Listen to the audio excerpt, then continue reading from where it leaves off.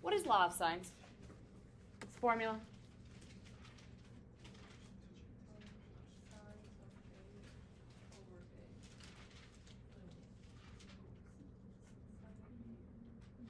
Sine of A over A equals sine of B over B. It is used to find missing side lengths and missing angles on non-right triangles. Now, one of the things that I've mentioned when it comes to law of sines is it is possible to have multiple triangles that work. But last week, that wasn't going to come up. Multiple triangles work in situations where you're using law of sines to solve for an angle. And it has to do with the fact that when you're doing inverse trig will not give you all possible outcomes. It gives you what they call the principal outcome. It gives you the singular outcome that fits. But there are multiple situations, especially when we're talking about angles between 0 and 180, which is what we're talking about with triangles. Sine inverse technically could have two different values that fit it for various angles because of the fact that sine, which is the y values, is symmetric between 0 and 90 and 90 and 180. So, today we're going to deal with the situations where there's different triangles that can pop up. We're continuing to do law of sines. We're continuing to solve the triangle, therefore.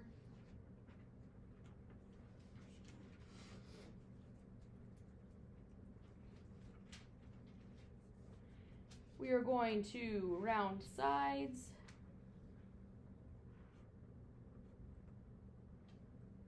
To the nearest hundredth. I think the book does tenths, but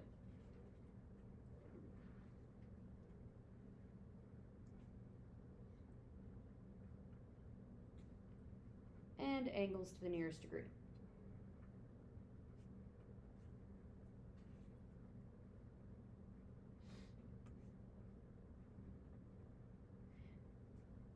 Now you will notice the instructions do not say solve for all triangles possible. That is assumed. If multiple triangles are possible, I want all of them. And then, much like last week, I will give you some information. Either I'll give you a picture or I'll give you a description. Triangle RST with capital R equal to 105, lowercase r equal to 9, lowercase s equal to 6.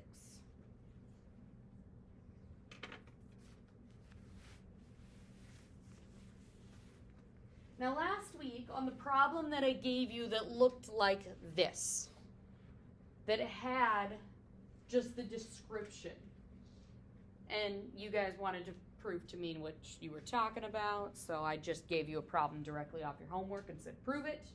You said you know what you were doing, prove it.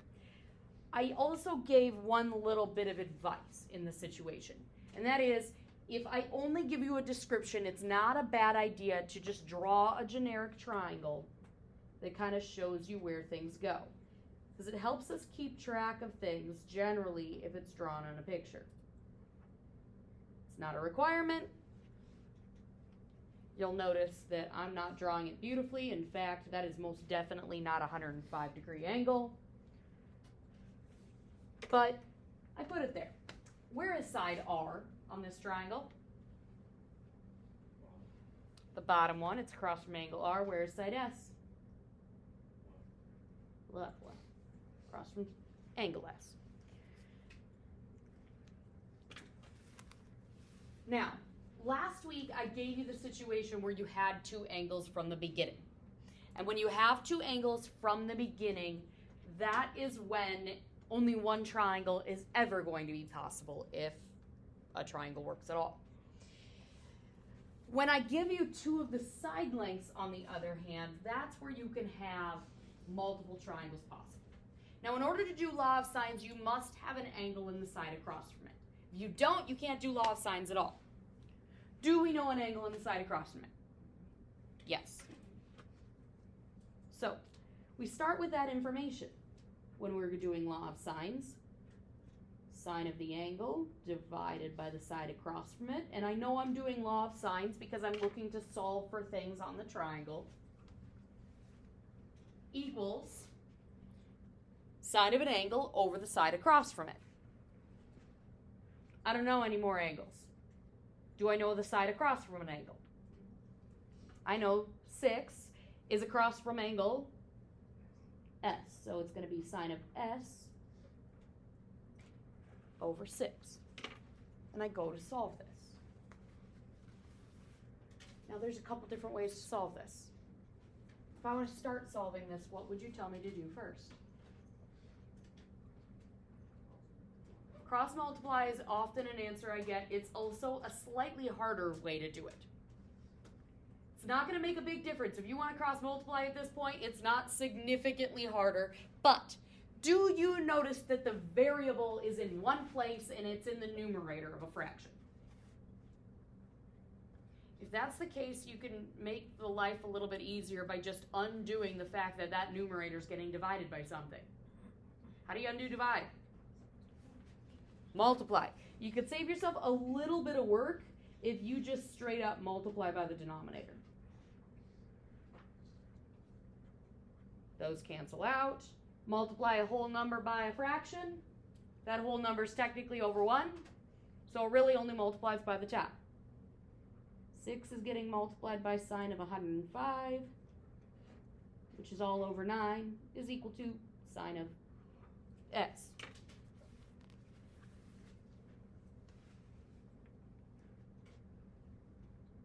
If you cross multiply, you would end up with 6 times sine of 105 equals 9 times sine of s, and then you'd have to divide by 9, which would get you this, which is why I don't tend to cross multiply there.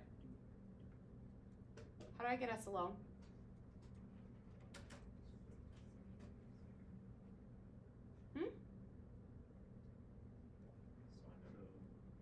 Inverse sign.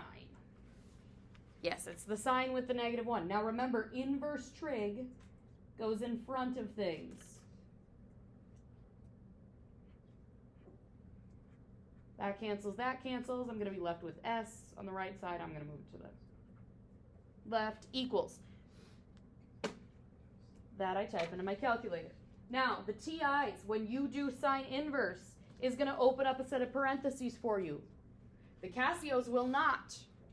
You need parentheses there. If you do not put parentheses around the 6 sine of 105 divided by 9, you will have problems because it will try to do sine inverse of 6. 6 is outside of the domain of sine inverse, and it will give you an error.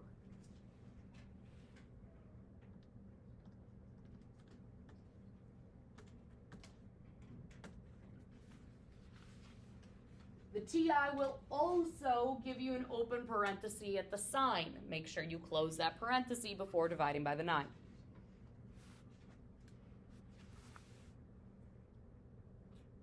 Am I solving for an angle or a side? Angle, which means I'm rounding to the nearest degree, which is 40 degrees.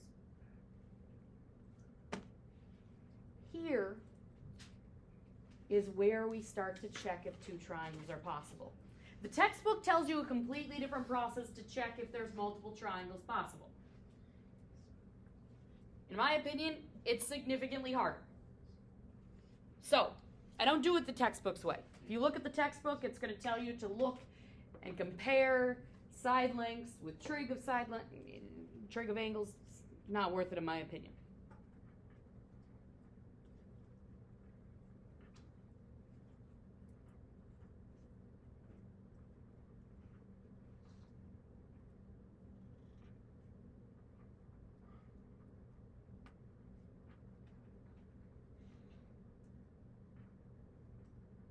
If the first thing you have to solve for using law of sines is an angle, That is when you have to check for two triangles, and you check it after solving for it.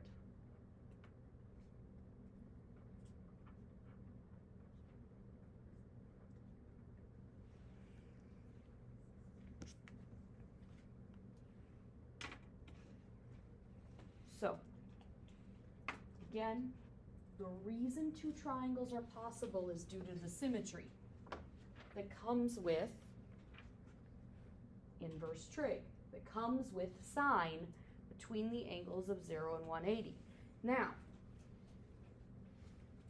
the calculator will only give you the angles between 0 and 90 when you're using law of sines to solve for a side length.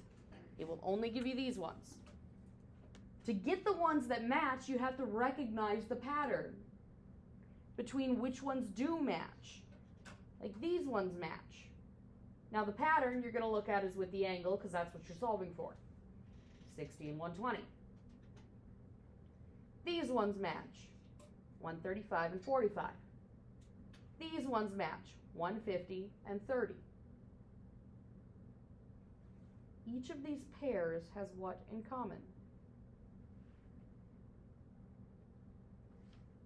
60 and 120, 135 and 45, 150 and 30.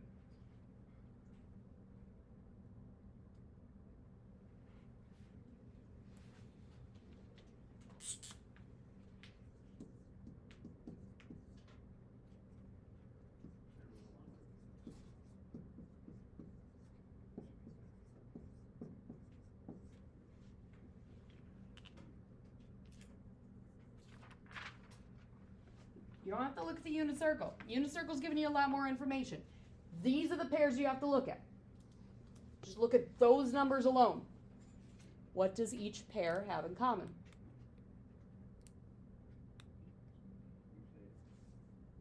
Say it louder. They add up to 180.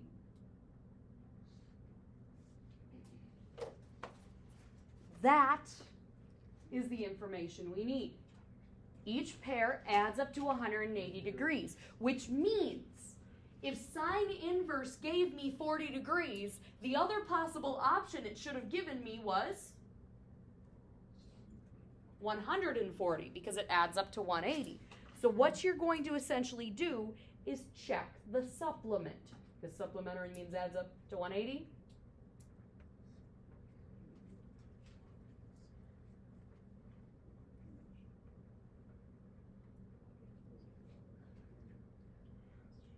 So 180 minus 40 in this case is 40, or 140. Don't mind me. And the question is, can angle S be 140 degrees? Why am I writing this weird? My goodness, Benson, get it together.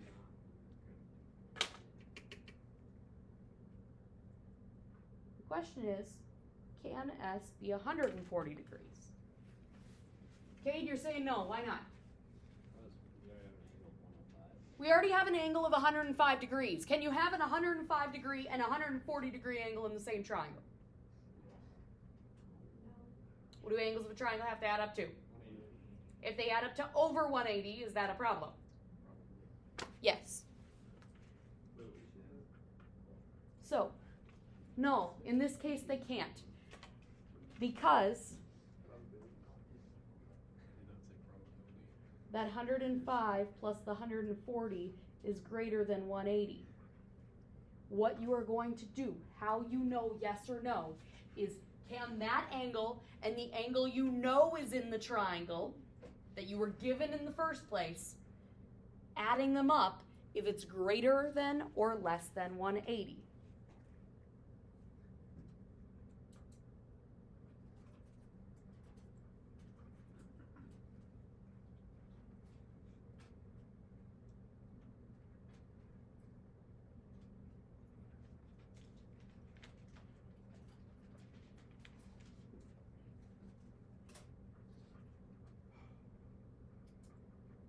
It cannot add up to be 180 or more. That's when you have problems. So, Because of the fact that it is not possible to have the supplement work here, this is a situation where only one triangle is possible. You only have to solve for the one triangle, finding all of its missing pieces that we don't have already. In this case, we currently know 2 sides and 2 angles.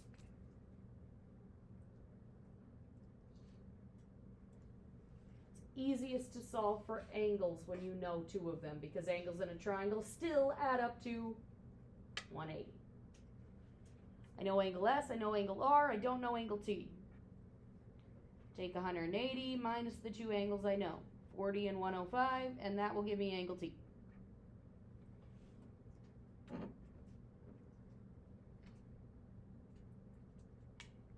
$35?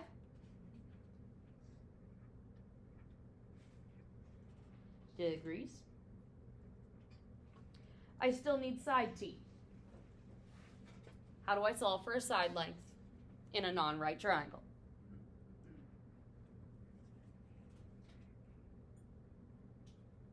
Sine of A over A equals sine of B over B. You do law of sines again. I always stick with the original angle I knew over the side across from it, equal to. This time I'm solving for a side length. I'm solving for side length T, which means angle T goes inside, which we just found to be 35. When the variable is not in the numerator, I cross multiply.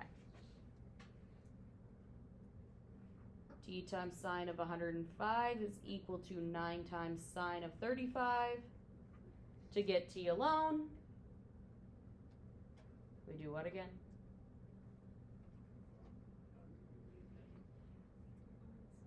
Divide by sine of 105.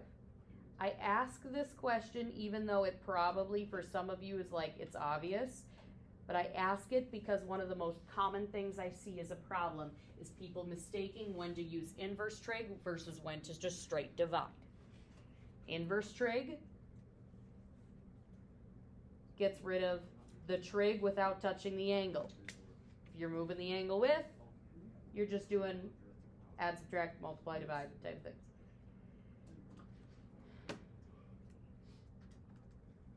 Nine sine 35 divided by sine of 105. Rounded to the nearest hundredth. 5.34.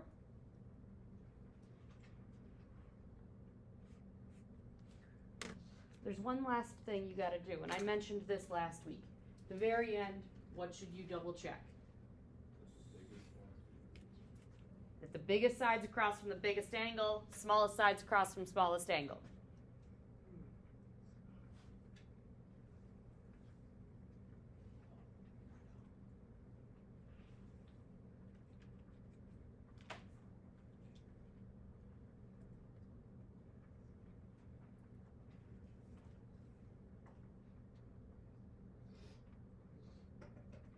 Biggest angle's 105.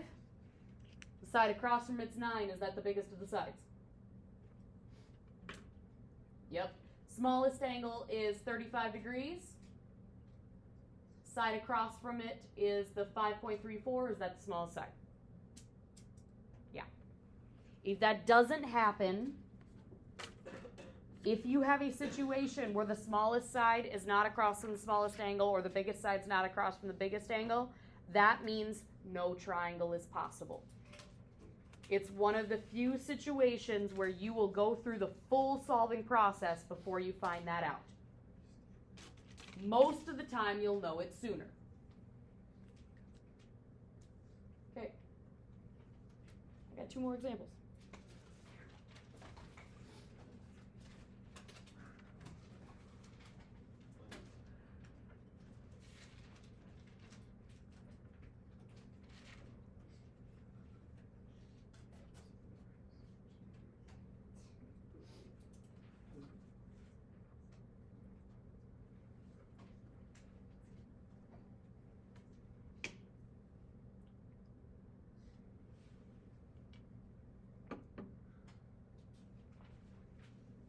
Triangle PQR with P equal to 95 degrees, P equal to 10, R equal to 12.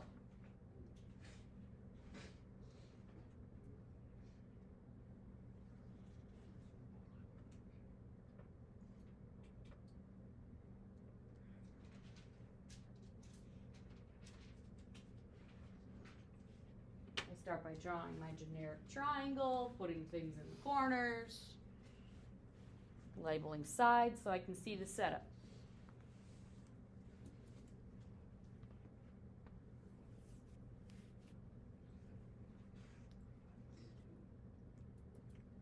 Try the setup on this one on your own.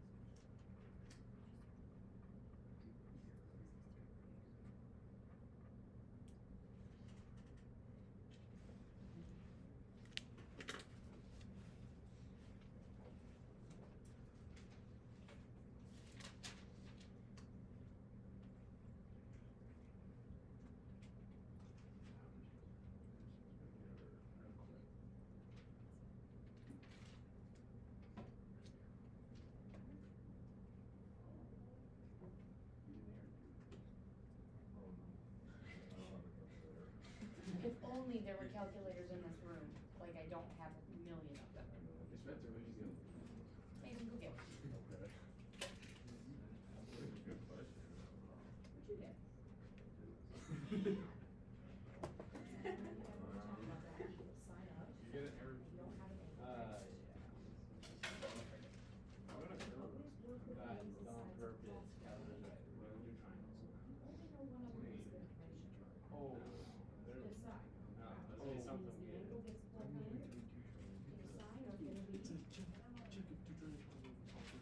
Oh, we did something. then why is it giving us an error? It's a made up. You can have the phone when you just pop your phone.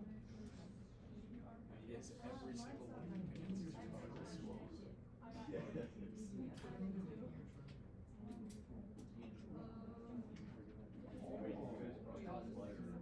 No, you don't cross multiply. You'll still get it. You do what? Either way, calculator system wants to be down here. The calculator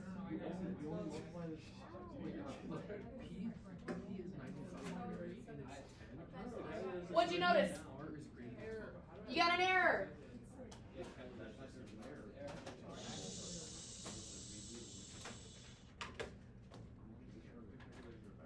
You got a calculator error. Look at your sides and look at your angles.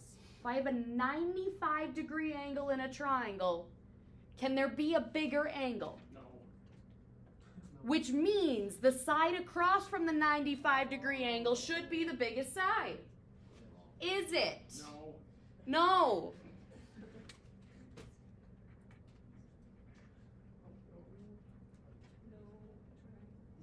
This is no triangle possible. If you recognize that the biggest angle is not showing up across from the biggest side earlier in the problem, you can jump directly to no triangle possible. But otherwise, if you get an error in your calculator, double check you typed it in right. If you typed it in right, then that's the no triangle possible situation. Okay, final example.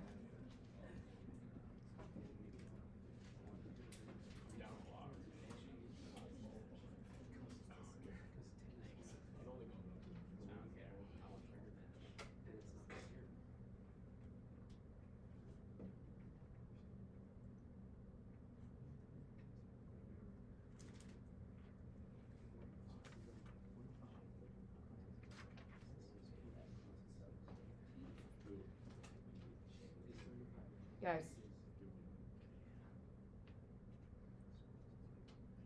side conversations, please.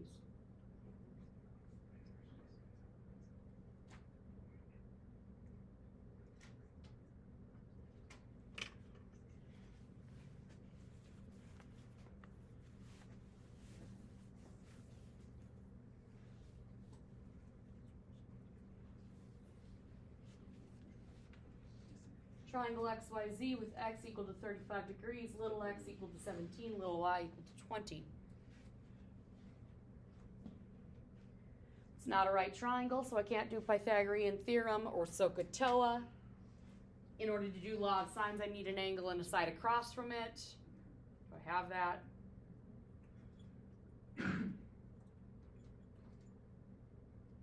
That was a question. Yes, I do have an angle and a side across, so I can use law of sines. I start with the angle and the side across from it that I know, equal to. The only other thing I have to plug in is 20. Does that go inside the sign or underneath in the fraction? Because that's another common mistake I see is people putting things in the wrong spot. It's a side, so it goes in the denominator.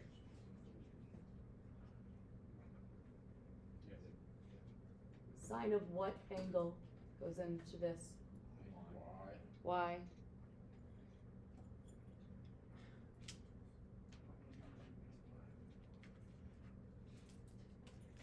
When the variable's in the numerator, you might as well just multiply by the denominator, save yourself the headache.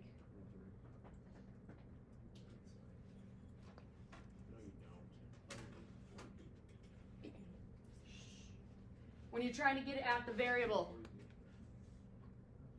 that's inside of sine. Guys, enough, seriously. When you're trying to get at the variable that's inside of sine, how do you get rid of the sine? Inverse trig, inverse sine. Enjoy your lunch.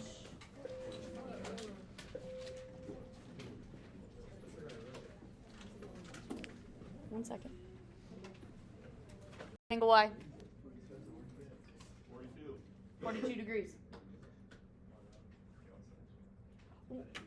When you've got a triangle in which the first thing you're solving for is an angle because of the fact that you knew two sides, what do you have to check?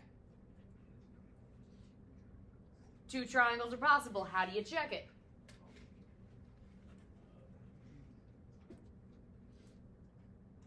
Check the supplement. In other words, the angle that adds up to 180 with it. 180 minus 42? 138?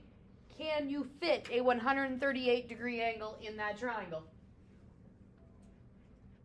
Yes.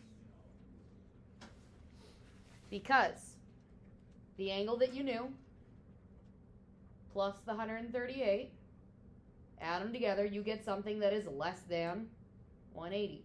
That's the key. So two triangles are possible. In the situations where two triangles are possible, you have to break up into two situations. One situation is where y is indeed the 42 degrees. The other situation, the y is its supplement. And you finish solving each triangle separately from one another.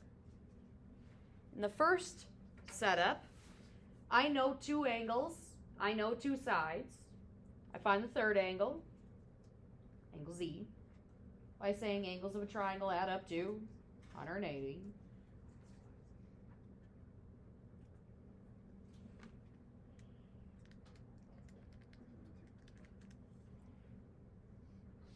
Get 103 degrees. And I solve for the third side by doing law of sines. I always generally start with the angle that I knew and the side across from it I knew. That way I don't have any future solutions causing issues if I made a mistake somewhere. This time I'm solving for side Z.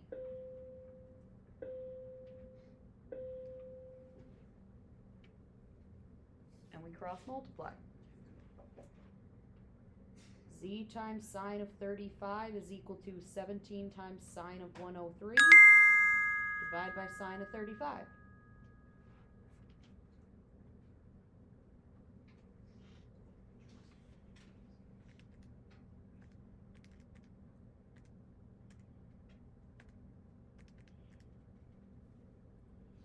$28.88.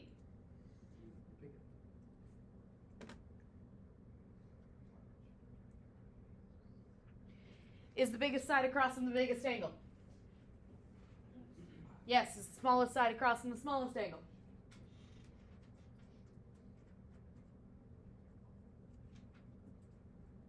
Also yes, 3517. And then I solve this one. 180 minus the 138 minus the 35. The 42 is no longer involved.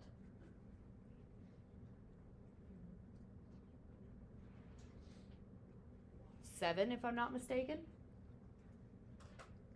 And I solve for the side. This time, it's going to be sine of 7 degrees divided by z.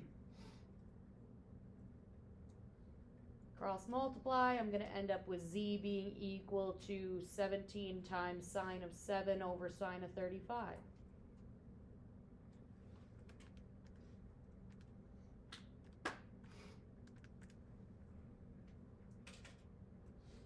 And I get 3.61. Is the smallest side across from the smallest angle this time? Biggest side across from the biggest angle? Yeah.